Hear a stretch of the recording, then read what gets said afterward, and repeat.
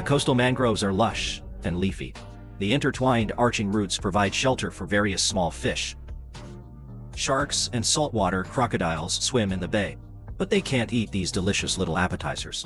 However, the tide will eventually recede, and the small fish hiding in the tree roots crevices must be forced to leave the shelter and swim through this dangerous open area. These tasty little fish could disappear at any moment. Unseen, dying in the mouths of assassins. Hello everyone. I am David. What you are watching is Wilderness Enigmas. In the first issue of this show, let's enter the vast ocean and witness the perfect hunt together. Every ebb tide leaves small fish as prey. An assassin, both fierce and greedy, having just caught one, he seeks to hunt a second in the gloomy cave mouth, revealing two capsule-like large eyes. Nobody expected this hidden deadly killer to actually be a mantis shrimp. Its scientific name is the zebra-patterned stomatopod, the largest mantis shrimp in the ocean. In human eyes, the flesh of the mantis shrimp is delicious and tender.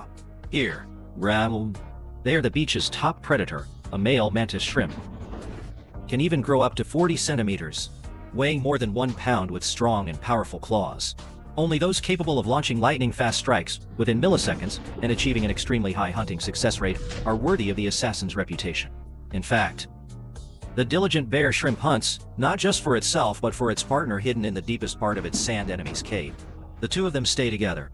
It has been almost 20 years. Female lobsters are responsible for giving birth and raising children, never involving male lobsters. Responsible for providing food protection companions. The outside world is too perilous. Lobsters can also encounter unforeseen events. If the lobsters disappear, a female lobster that has lost the ability to hunt, very likely to starve to death. This pair of mantis shrimp spouses support each other through thick and thin. Enduring love. Truly admirable. Strangely, today the bear shrimp's behavior is somewhat abnormal. It seems that something has caught his attention. Perhaps it's the scent of the prey, or perhaps it's the heart-wrenching call that the bear shrimp, against all odds, ignores the danger, crawled out of the hole, crawled towards the source of the sound, even at the cost of abandoning a lifelong partner. A few minutes later, he came to the entrance of a larger snow cave, slipped away, went in. Deep in the cave lives a female shrimp.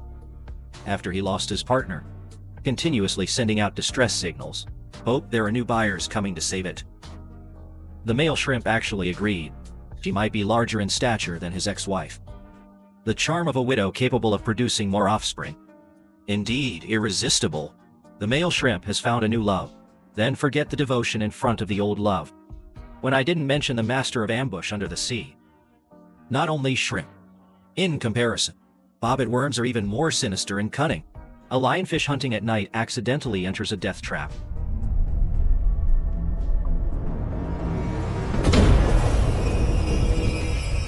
In an instant, it went from predator to victim. And the culprit is the notorious blaster worm. They buried the serpent-like body in the mud and sand, exposing scissor-like sharp mandibles. The bizarre and harmful appearance of the bobbit worm fully meets our imagination of desert deathworms. Bobbit worms are distributed in warm seas around the world. They average 1 meter in length, with the longest reaching 3 meters. This type of assassin with an extremely primitive body structure likely originated from the Devonian period 400 million years ago.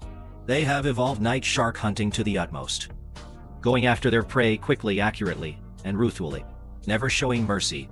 Dawn has arrived. The sun rises. Bobbit worms will burrow into the sand to rest.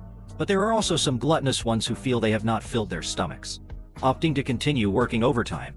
But the situation during the day is completely different. These groups of small minks that came to look for food, it was easy to find the hidden villains. The villains covered themselves with a thin layer of sand. The little ferret blew a breath of air fiercely towards him. After the bobbit worm was exposed, therefore, it is impossible to launch a raid. His advantages have been almost completely eroded. More and more little ferrets came over. They took turns blowing on the baby pewit worm, leaving it nowhere to hide. But always remember not to blow too close. One might lose their life in an instant. After watching Underwater Hunter, let's turn our gaze to the sea. The hunting here is equally magnificent. On a remote island in the Indian Ocean, over 500,000 swallows flock here to breed and thrive. Young birds, feathers yet to be windblown, are eager to fly. Those not ready can only attempt to flutter. Those that can soar into the sky have begun practicing off the coast. Should their strength wane, resting on the sea surface, there's always a sea monster wanting to swallow them in one bite. As the spray splashes, the young bird disappears in an instant. This is a creature of considerable size in reality.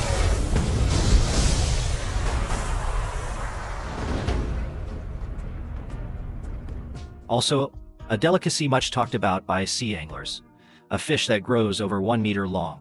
In real life, when hunting, mostly loners, occasionally attracted by prey moving in groups.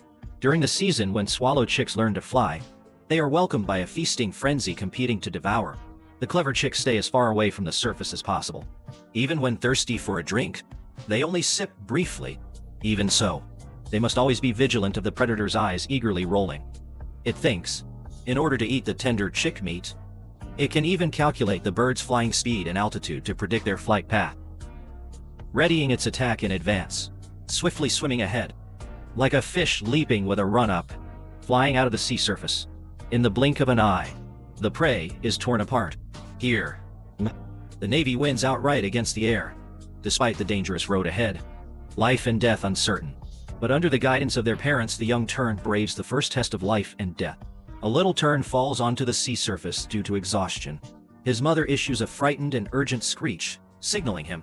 He hurries away from the dangerous sea surface. The little tern is too tired. He doesn't want to move. The predator has already accelerated towards him in a critical moment of danger.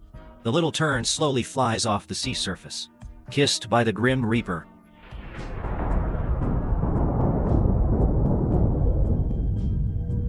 Yet still alive, the little tern will eventually embark on a new journey of life. Far in the Serengeti plains of East Africa, where every year millions of animals migrate in search of grazing lands through perilous conditions, across rivers teeming with danger, to reach the rich grassy banks on the other side, where crocodiles lurking in the rivers are always ready to launch a deadly attack, and on the coasts of South America, on the rocks. An oceanic version of the great animal migration is about to take place, with the ocean's daily tides bringing new opportunities to the red rock crabs that live here. One of many herbivorous crabs, they move in groups towards the algae-rich rocks, gathering in increasing numbers, all waiting for the moment of low tide. After the tide ebbs, the reef covered with seaweed was exposed. It's just over 100 meters away from them, and this 100 meters distance is also their death ground. The green seaweed is waving at them, can't care too much about it anymore.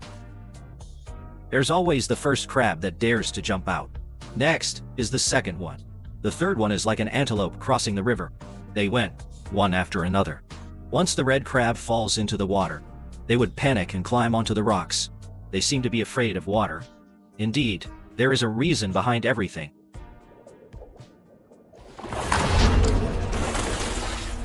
There are always monsters. One misstep in the shallow sea sends the soul to heaven. The sea eel is a top-notch crab catcher. They lurk in the crevices of the rocks, continuously watch the sea surface where the prey passes. Fierce eyes, teeth that gleam with a cold, sharp light, packed to the ceiling. It is the deadliest natural enemy of the red king crab. To avoid natural enemies, the red stone crab developed superb dodging skills. Shrinking back is not workable. They must arrive at the seaweed area before the tide comes in. Otherwise, the gourmet dining table will be submerged by the seawater. This is a race against the tide. It is also a game of chess with the Grim Reaper. The moray eel that missed its chance actually crawls out of the sea and climbs over the rocks, set up an ambush again on the road ahead that must be taken. To find food, red stone crabs have to risk their lives. But their natural enemies are not only the moray eels. Octopuses also love to eat crab meat, and they are much smarter than moray eels. He hid it in the small ditch to launch an ambush. There is always a probability of winning a big prize, dodging fierce attacks time and again. The lucky ones who can still reach the seaweed dining table. Finally, I can eat in peace. Crabs that fight with their lives to eat. Only then will you possess the true spirit of enjoying your meal. Moray eels like to hunt alone, and their catch is always hit or miss.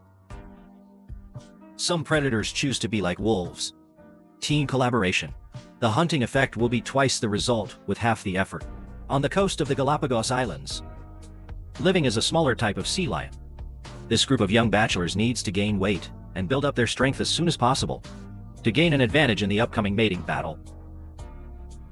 This young sea lion named Little Cannon always dreamed of being a sea lion leader. For this reason, he has always been diligently fishing and cooking extra meals on a small stove. You can get extra rewards. Among all the prey, yellowfin, the tuna, is perfect. They are huge in size. Fat. The fat is tasty. Grabbing any at random, one can enjoy a mouthful of oily goodness, but they are also the hardest prey to capture. 60 km/h fuel rate leaves many predators far behind. In the open sea, it's almost impossible for sea lions to catch them. But the pocket rocket has its own clever tricks. He followed closely all the way, driving on. Drive a small amount of tuna into the bay. The bay is funnel-shaped and becomes narrower as one progresses forward. The pocket rocket tries to drive the school of fish into a dead end. The result is at the last moment, the shoal of fish quickly turned around and fled. With the speed of a sea lion, the plan to catch up with his hunt has failed. Going solo. The disadvantage is clear. The Little Cannon calls for friends. Deciding to fight again, sunbathing companions on the rocks heed the call and enter the sea en masse. For a collective hunt about to unfold, they head to the open sea, search for schools of fish, then surround and intercept, herding the fish into the bay.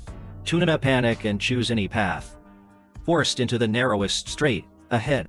This is the only escape route.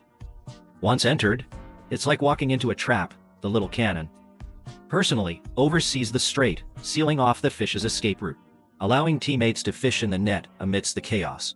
The tuna is like a headless fly. The advantage of speed that comes from running around has completely disappeared. The hunt requires agility.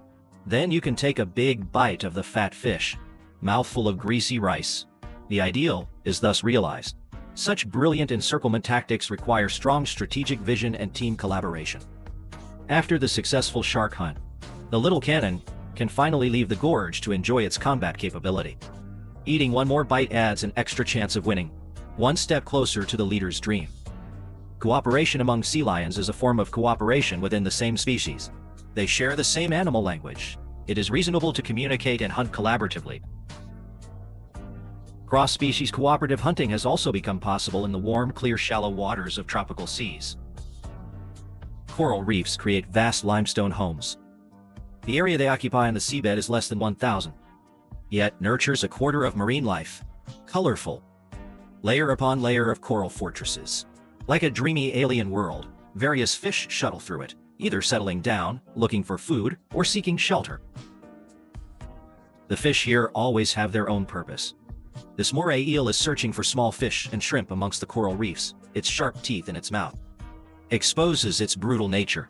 It can swallow any prey smaller than itself in one gulp. Its size is definitely a disadvantage. Narrow coral crevices. Just can't get in, no matter what. Not to mention catching the little fish hiding inside. The bad thing is, he still has a competitor, an extremely intelligent octopus. Both like to eat the same kind of small fish. However, octopuses possess inherent advantages that bass do not have. As a mollusk, it can transform its shape at will, wriggling through the coral crevices. Its prey often escapes. The perch always follows around the octopus. It seems there is something to say. The color on its body gradually becomes lighter. Even performed a handstand. This is all to catch the octopus's attention. The signal for cooperation has been sent out to express sincerity. He gave a meaningful glance, pointing out where the prey was hiding. The octopus immediately rushed towards the prey, understanding his gesture. Like a heavenly net, he covered the coral reef, his tentacles probing inside. The panicked little fish escaped, swimming directly into Segalu's mouth. This perfect collaboration was a success in the first battle. Of course, Segalu would not monopolize the spoils, sharing the benefits equally, for only through cooperation can the relationship last. Next, he would assist his comrades in arms, until they were all satisfied. This cross-species cooperative hunting, truly breathtaking. Survival and hunting are the norm in nature. The vast ocean is no exception. The thrilling hunt behind often hides tenacious vitality and amazing wisdom. How smart are marine creatures after all? Let's continue shooting in the next issue.